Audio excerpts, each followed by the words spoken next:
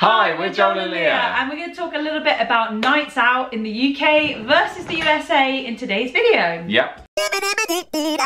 Now you may be thinking, Joel and Lia, why are you in robes or dressing gowns? Any excuse for us to whack these out. I know, these are our biggest achievement, guys. They are. We released these like a year ago and they're just still the best thing we've ever done. We love them so much. There was only 200 of them ever made, so if you are one of those 200, well done, because there's only 200. My dog is here, so if you hear her in the background, that's why she's there. That is. But why are we wearing our gowns? So we thought, you know, it's 2020, there's not really many big nights out happening for obvious reasons. Let's have a big night in. So that's what we're going to do. We're going to get ready for a nice big night in, maybe get some food, watch some TV, order. Let's order. Let's not cook. Or take out, as Americans say. Let's get takeout. I don't know why I said that.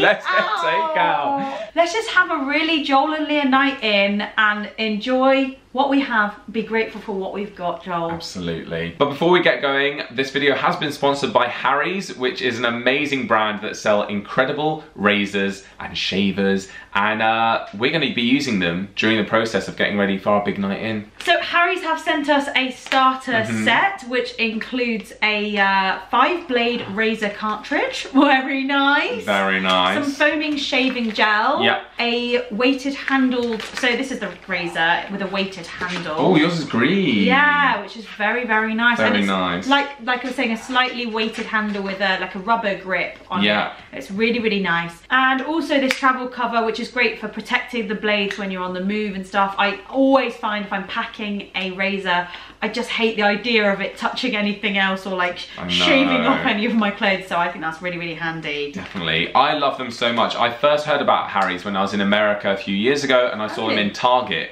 and I bought one. Yeah. And then our favourite hotel chain that we film videos in normal life all the time, they give them out for free. So I've got about 5 of these already, and they're honestly the best razors that I've ever used. Plus, Harry's just came out with their sharpest ever blades, which I could really tell I got such a close shave when I used it. And they haven't even raised the price. They've kept the price exactly the same. Which is, I think, why Jeff and Andy started the business, was because they were fed up of overpriced and over-designed razors. But these, like, I mean, I wouldn't say that these are under-designed. I think these are such good quality. I think they're fairly priced as well. Yeah, they're not too expensive at all. No. And they just do the job, which is great. You just want to feel good. You just want a nice clean shave. So for me as a woman, you might have always noticed throughout life, I've always bought men's shavers. Okay. So like I've always done it because I always thought that female razors, or razors that were aimed towards female with their packaging, I always felt like I never got a good enough shave. And then I once used an ex-boyfriend's razor, and I was like, that's such a better shave underneath the arms. And then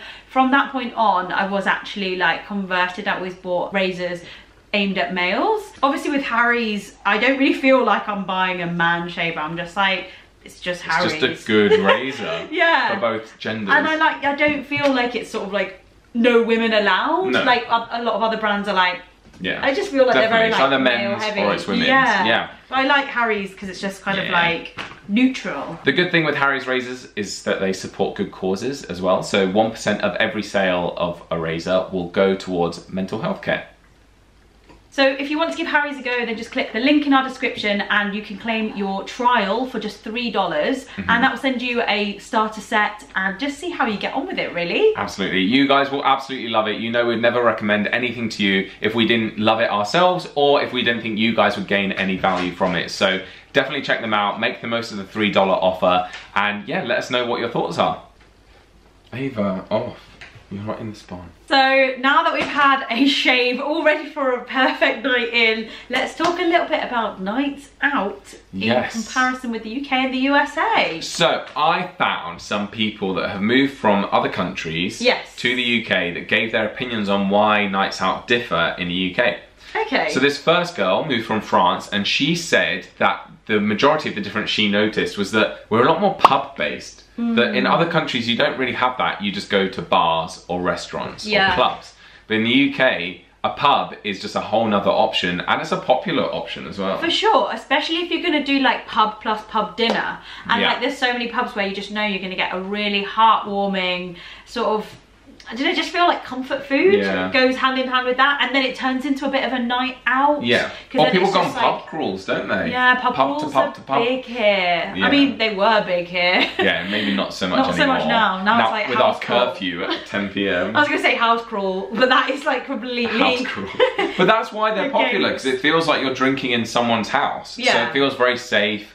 You're there with your group of friends, you're drinking, and it's great. It's like at home away from home. Yeah, and you're eating too. That's our favourite thing. Like, I think whenever we go out, if we choose to go out, it has to feel like a home away from home. That's probably why we love Soho House so much, because we're just like, it feels like home. It feels nice. There's like a place in every city, nearly every city. It's so nice. Yeah, it just feels really nice and cozy. So I quite like this story from a girl who moved over to London from the USA, and she was talking about how when she went clubbing for the first time, she thought she could sort of like chat up the bartenders a little bit and encourage a bit of free pouring. So she'd order a single shot, and then you'd start pouring a single shot, and then she'd say, can I just have a bit more? And then he'd say something like, so you just mean a double, that's like £10 extra. Yeah. Which is so British. So British. So I'm guessing in America, if you order a single and you're like, oh, can I have a bit more? They'll be like, yeah, go on then. Yeah. In the UK, they're just so strict. They're just like, it's either a single or a double. Like, pick. What do you want? Yeah. We're not giving you a freebie. That's so funny. It's so different to Greece. Like, there's no such thing as a double. Because if you just say like whiskey and Coke, know that you're going to get a lot. They're very generous with the alcohol, so like you'll try it. Like if you want a single, say like not a lot. Okay. Yeah, not there's a lot. There's no such thing as like the measuring things. Yeah. They just do it. That's so nice. It's so good, but often drinks are very strong. Yeah, I think it also comes from I worked in a West End theatre, and the people that work behind the bar, they would they'd have managers that would go through and check how many sales of gin have you had. Oh, so you've had 13 singles. Okay, how far down should it be? And there'd be measurements, so they would check to make sure that staff weren't giving out any more or taking any themselves. Really? So I think that maybe could be where it comes from. Oh my gosh, the Brits sound so stingy. I know. Because we are. We are stingy. Okay, the next one was from a guy from New Zealand, and he was shocked at the entry charges that we have to clubs in the UK. He said that he once paid 20 quid to get in to watch Amy Winehouse tribute act, and he was like, back home, we paid 20 quid to watch Amy Winehouse rise from the dead and perform. Like, we would not pay 20 quid for a tribute. But in the UK, I feel like, I don't know, because I've never been clubbing in London and I've lived here 10 years. Oh my gosh. But I think like it is quite normal to pay to get in. Yeah, especially if you're a guy, they still do that thing where they're like, girls can go in and then guys have to pay 20 quid on the door. So I've never had to pay, luckily, but it's not really my scene anymore. I think I did it a few times, but then I was just like, I don't really like this. Yeah, don't enjoy it. No, but that's quite funny that he was just like, hang on a minute, I wouldn't even pay 20 quid to watch her rise from the dead. Yeah, exactly. Oh my gosh. But that's us Brits for you, always pay on the money. Door. Yeah. Absolutely. What a waste of money. I know. Okay, so this one is so true for the UK. It's about being on a night out and going into the girls' bathroom. You're gonna make friends in there. Everyone is immediately your best friend. It's the weirdest thing. So like, you could just be ignoring everyone, and then as soon as you're in the bathroom, you're allowed to say anything to anyone. You could be like, girl, you look amazing. You look stunning. Let's be friends on Instagram. Let's connect on this. Shall I get you a number? Shall we go for a drink? Like, we're just so un-British. So un-British, but for some reason, girls that have had a little bit of a drink, even if you haven't had a drink actually, become best friends in the loos. It's just a thing, and that's why this girl's story about sort of every time I went to the bathroom, ended up adding someone on my social media. People were so nice and welcoming. I can confirm that that only happens in the loo. Yeah, and only for women as well. Yeah, what's it like in the boys' loos? Well, I've only been clubbing when I was like 18 back home in Southampton, not in London. But yeah, it doesn't, like, for men, you go in the toilet and you get out there. Like, you're not gonna socialise. No, whereas the girls' loos, like, if I was to go on a night out now, I'd go for the loo. Yeah. I wouldn't go for the night out. I'd be like, who am I going to meet in the loo? This is going to be so fun. Well, another difference is apparently this person was really shocked at how overcrowded, overhot, overpriced, and how people were less keen on dancing than they imagined. Right. But I don't know, because I feel like I have seen Brits go crazy, especially with alcohol involved. Like, inhibitions are lowered, but maybe Brits are still, like, maybe a drunk Brit will have the same amount of enthusiasm as a sober American. Because, yeah, I feel like it is also very British that you're like, you want to sit there and chat with your friends, but the most dancing you'll do is like this. Yeah, or like sitting down dancing, where people are... Also, I feel like from the ones I went to that were in sort of like flashy areas, loads of people just went there to sit on their phone. So like loads of people were in this club, but they're just all around a table on a phone. Yeah.